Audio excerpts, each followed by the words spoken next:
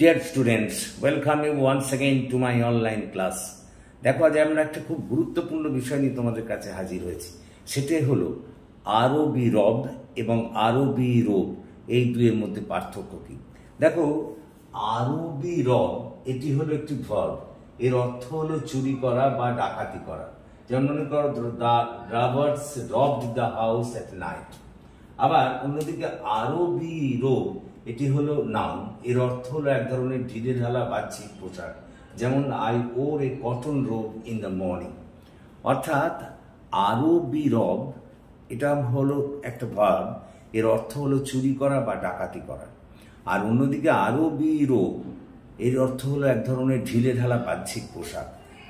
এই দুইয়ের উচ্চারণ এক, কিন্তু এই দুইয়ের অর্থগত দিক দিয়ে একটা বিরাট পার্থক্য আছে। আশা করি আজকের পর থেকে আর তোমাদের এর নিয়ে কোনো সমস্যা দেখা দেবে না। So thank you for watching and listening. So please comment, share and subscribe to my channel.